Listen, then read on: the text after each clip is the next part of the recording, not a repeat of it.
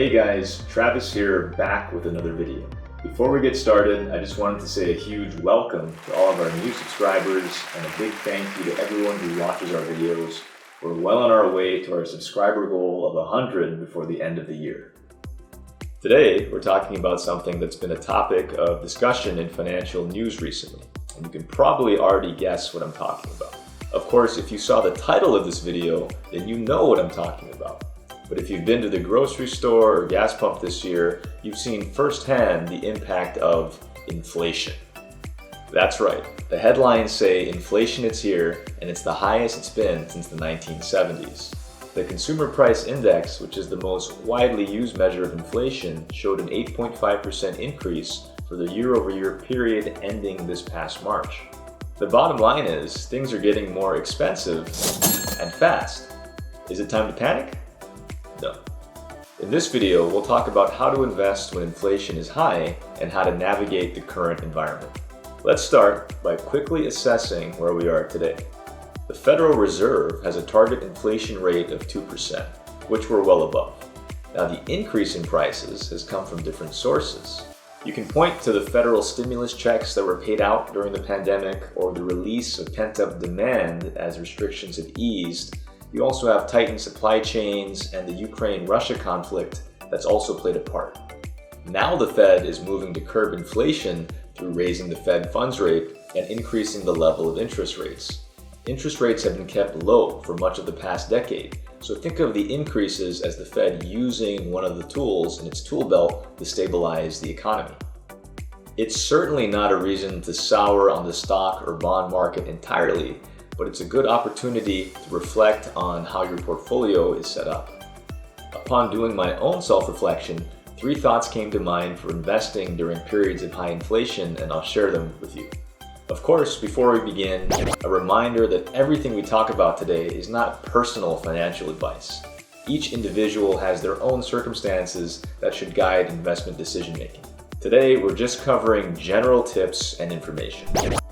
First, let's talk about equities. I struggle to think of an economic scenario or market event where totally divesting of equities would be a good idea. If you're trimming from equities to rebalance your portfolio or need to free up liquidity to take a withdrawal, sure. But historically, equities have performed adequately in different environments, whether rates were rising or falling, or inflation was high or low. Now, what is possible is high inflation leading to more stock market volatility like we're seeing now. Even with more volatility, equities are important to keep in your portfolio. I prefer equity exposure that's diversified across the different sectors and countries of the world, but you can even get more specific and target dividend-focused companies. In particular, dividend growth companies that raise their dividend by a substantial amount each year. This can be seen as an inflation hedge, as some companies will pay a fairly large dividend that increases by more than the rate of inflation.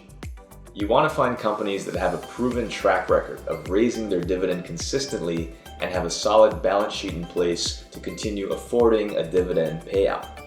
Our first item to consider during a period of high inflation is to remain disciplined in your equity position and consider high-quality, dividend-paying companies that have a history of annual dividend growth.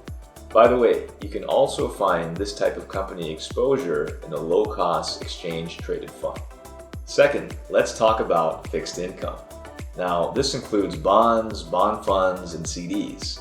This is where people get a little nervous, especially in a rising interest rate environment like we're in now. Here are the bond basics in under 20 seconds. Start the clock. Generally, bond prices will go down as interest rates go up.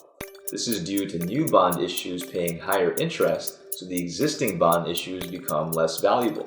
Not everyone needs fixed income in their portfolio, but it serves to dampen equity volatility. So with rates rising in response to high inflation, we've seen bond performance has been lackluster to start the year. But again, this is not a sign to sell or avoid bonds. For many, it's still important to allocate a portion of the portfolio to fixed income to keep volatility in check and to align with personal investment preferences. The key is picking the right type of bond exposure. In a high inflation environment, it's wise to keep your duration exposure low. That is the sensitivity of your bond prices to interest rate hikes. We also tend to stick with higher credit quality bonds to lessen the risk of company default. Our second item to consider is to keep your fixed income holdings and not part with them because their value is dropping. Instead, reposition if necessary to low duration exposure with investment grade credit quality. Finally, there is a tendency for people to change their investment strategy during times of high inflation. They invest in things they normally wouldn't keep in their portfolio, or they use the inflation to justify taking a chance on something new. A common one is gold, which some say is a hedge against inflation. More recently, similar claims have been made about Bitcoin. Anytime I hear about people deviating from diversified long-term investment strategies, it's like alarms start going off in my head. There's certainly a place for alternative assets in a healthy portfolio, but I would suggest 2 points to remember. First, you want to avoid making wholesale changes to your investment strategy based on market headlines. The news will do its best to scare you into action, and your job is to remain disciplined. Second, if you're going to add alternative assets based on current economic events, limit your exposure.